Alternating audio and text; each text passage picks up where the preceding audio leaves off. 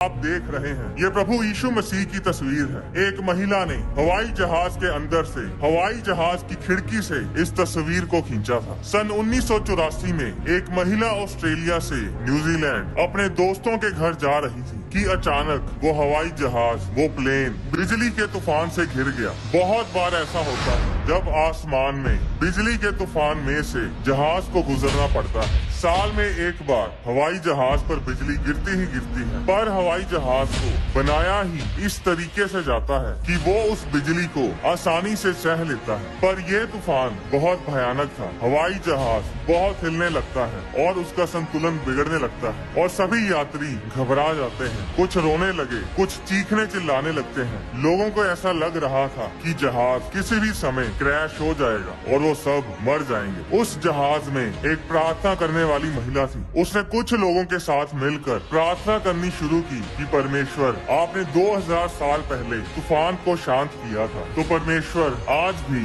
आप इस तूफान को शांत करें। प्रार्थना करते ही जहाज के अंदर सब कुछ एकदम से शांत हो गया। लोगों ने एक दूसरे को परमेश्वर के नाम से हौसला देना शुरू किया। अब जहाज के अंदर तो सब शांत था, पर जहाज के बाहर अभी भी बिजली का तूफान वैसे का वैसे ही था। उस महिला ने इस दुर्घटना को याद रखने के लिए जहाज की खिड़की से बाहर के वातावरण की फोटो खींची। उस समय आजकल की तरह मॉडर्न जमाने के कैमरा तो नहीं थे कि अभी फोटो क्लिक करो और अभी फोटो देख लो। उसके पास फिल्म वाला कैमरा था जिसमें फिल्म रोल डलते थे और उन रोल्स को बाद में डेवलप करवाना पड़ता था, फिर जाके फोटो देखने को मिलती थी। उस महिला ने तो सिर्फ बादलों और चमकती हुई बिजली को देखा और उस भयानक नजारे की तस्वीर ली। अब फ्लाइट बिल्कुल सही सलामत लैंड कर जाती है और वो महिला अपने दोस्तों के घर जाती है और अपने कैमरा की रील को डेवलप करवाने के लिए भेज देती है। उस महिला को जरा सी भी भनक नहीं थी कि उस कैमरे में कौन सी तस्वीर कैद हो चुकी थी। जब तस्वीरें तैयार होती हैं, तो उसे फोटोग्राफर का फोन आता है कि आपकी तस्वीरें तैयार हैं, क्या आप अपनी तस्वीरें खुद यहाँ आकर ले सकती हैं? मैं आपसे कुछ बात करना चाहता हूँ। जब वो महिला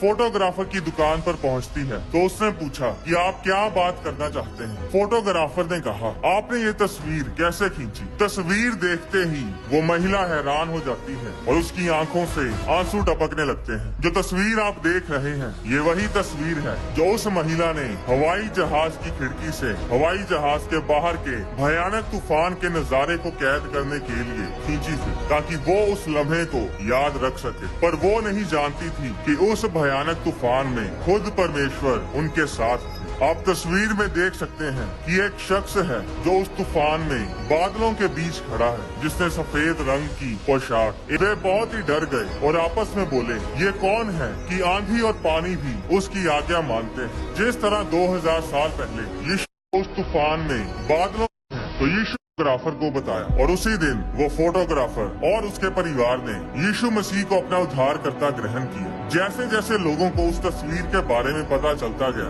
वैसे वैसे लोगों ने, परिवारों ने यीशु मसीह को अपना उद्धारकर्ता ग्रहण करना शुरू किया। दानियल अध्याय 3 उसकी 1 आयत में लिखा, नबूकदनेस्सर राजा ने सोने की एक मूरत बनवाई जिसकी ऊंचाई 60 हाथ और चौड़ाई 6 हाथ की थी। यानी वो मूरत तकरीबन 90 फुट लंबी थी और 9 फुट चौड़ी थी। और उसने ये आज्ञा दी कि जब नरसिंगे फूंके जाएं, तो सब लोग उस सोने की मूरत को दंडवत करें। 6 आयत में लिखा, जो कोई गिरकर दंडवत ना करेगा वह उसी घड़ी धधकते हुए भट्ठे के बीच में डाल दिया जाएगा। सब लोग उस सोने की मूरत को दंडवत करते हैं, पर शद्रक, मेशक, अबेदनगो जो यहूदी थे और यहोवा परमेश्वर की उपासना करते थे, राजा के द्वारा बनाई गई उस सोने की मूरत को दंडवत नहीं करते। और इसी कारण राजा नबूकदनेस्सर गुस्से में आता है और वो आज्ञा देता है कि भट्ठे की आग को 7 गुना तेज किया जाए। 20 आयत में लिखा, फिर अपनी सेना में से कई एक बलवान पुरुषों को उसने आज्ञा दी कि शद्रक, मेशक और अबेदनगो को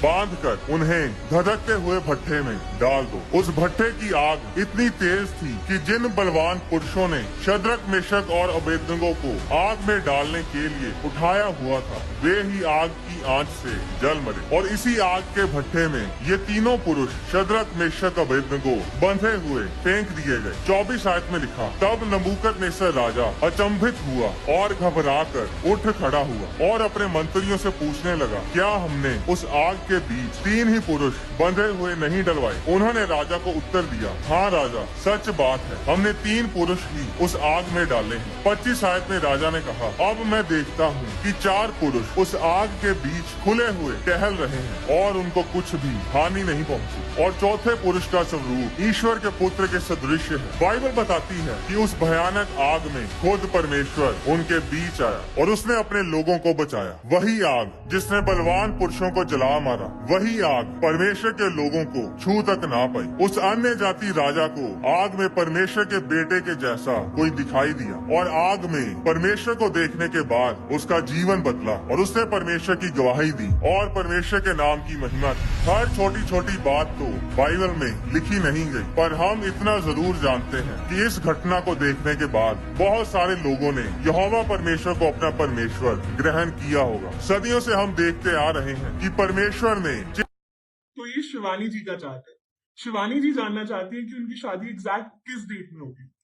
किया, अचंभी रीति से अपने लोगों को मुसीबतों से बचाया, चाहे वो दानियल को शेरों की मांद में बचाना हो, चाहे वो लाल समुद्र को 2 भाग करके अपनी प्रजा को उसमें से ले जाना हो, चाहे वो योना को मच्छ के पेट में संभाल के रखना हो, चाहे वो शद्रक मेशक अबेदनगो को धधकती आग के भट्टे में बचाना हो, चाहे वो मुर्दों को जिंदा करना हो, चाहे अपने दूत भेजकर अपने लोगों को जेलों में से छुड़ाना हो, परमेश्वर ने हमेशा ही अपने वायदों को जो उसने अपने वचन में लिखे हैं हमेशा पूरा किया है। बाइबल बताती है कि परमेश्वर कभी बदलता नहीं, वो एक सा रहने वाला परमेश्वर है। परमेश्वर जैसा है वो वैसा ही रहेगा। अगर आप ये कहो कि परमेश्वर और बढ़िया हो जाएगा, तो इसका मतलब ये हुआ कि परमेश्वर अभी परफेक्ट नहीं है और उसे सुधरने की और इम्प्रूव करने की जरूरत है। अगर परमेश्वर चेंज हो सकता है, अगर वो बदल सकता है, तो इसका मतलब आप ये कह रहे हैं कि परमेश्वर परफेक्ट नहीं है और उसे और बढ़िया होने की जरूरत है, जबकि ऐसा नहीं है और ना ही हो सकता है। परमेश्वर बदल ही नहीं सकता,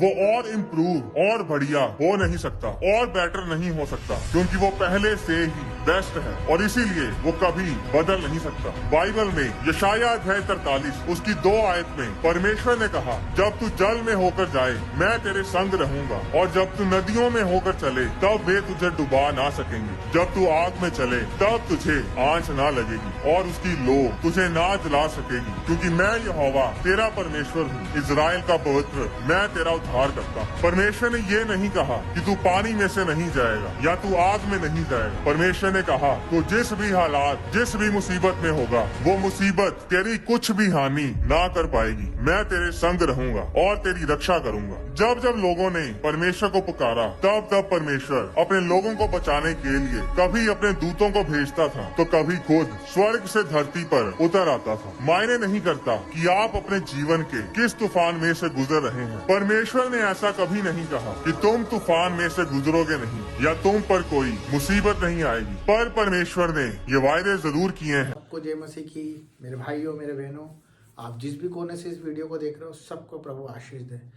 आज के इस समय में मैं आपसे एक विषय के बारे में बात करना चाहता हूँ।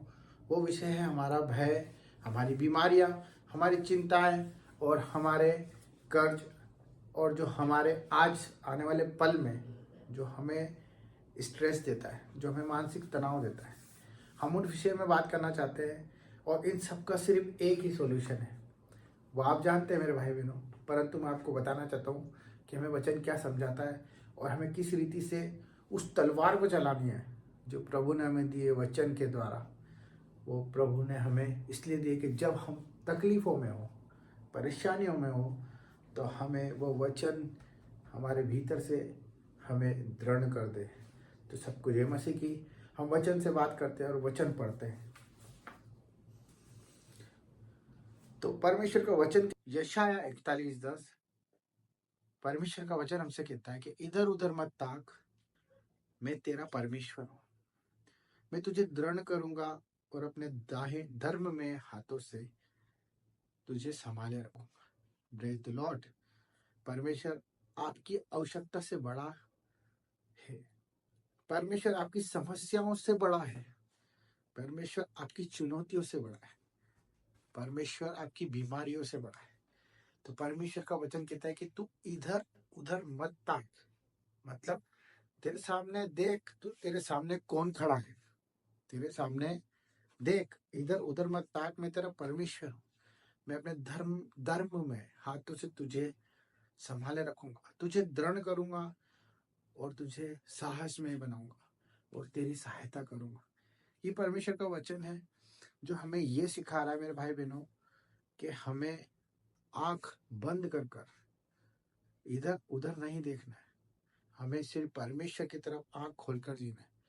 हमारी आंखें अगर बंद भी हैं तो हमें समस्या ना दिखे, चुनौतियां ना दिखे, हमें कोई बीमारी ना दिखे, हमें प्रभु यीशु मसीह के हाथ फैलाए हुए वो बंधन दिखे कि हम उन्हें जाके गले लगाएं, वो दिखे कि हम उनको जाकर लपट जाए। हमारी बीमारी क्या, हमारे जीवन का हर एक बंधन उसी क्षण छूट जाएगा। तो बेखौफ होकर जीने के लिए प्रभु ने बोला कि तू इधर उधर मत ताक। आज आप किसी भी बीमारी में होंगे, मैं जानता हूँ बहुत से भाई लोग कैंसर में हैं, बहुत से भाई लोग बहुत कर्जों में हैं, और बहुत से ऐसे सिस्टर्स हैं, बहुत से ऐसे मनुष्य हैं जो शराब में हैं, गंदी आदतों में हैं। और आज के टाइम में आप देख रहे हो सोशल मीडिया, हर एक चीज आज प्रभावशाली हो चुकी है। परंतु हमारे अंदर क्या है, हमारे अंदर प्रभु बसता है और वो आज आपके मुंह से अच्छाई को प्रकट करेगा। हम प्रभु को ग्रहण करें, प्रभु की बातों को सुने, वचन में चले, प्रार्थना को करें और सिर्फ अपने जीवन को समर्पण करना सीखें। क्योंकि जिस भी हालत में हम हैं, हम नहीं सुधार सकते। सबसे पहले हमें समझना है कि हम कुछ भी नहीं सुधार सकते। हमारी बीमारी हो गई या हमारा कोई भी लक्ष्य है, कोई भी चीज है, हम नहीं बदल सकते। क्योंकि विश्वास के बिना और परमेश्वर के बिना कुछ भी नहीं बदल सकता। अगर आपका विश्वास है तो प्रभु वो चीज आपके लिए कर देगा। आप विश्वास करें इसी समय कि आप चंगे होने वाले हैं। आप विश्वास करें कि आपके सारे कर्ज चुकने वाले हैं। आप विश्वास करें कि आप मुक्त होने वाले हैं। हम यीशु के नाम से दुआ करते हैं सबके लिए, सब आशीष में रहें, प्रभु की दुआ प्रार्थना में रहें, और वीडियो को शेयर करें, लाइक करें और सबको जय मसीह की, और हो सके तो किसी की मदद करें।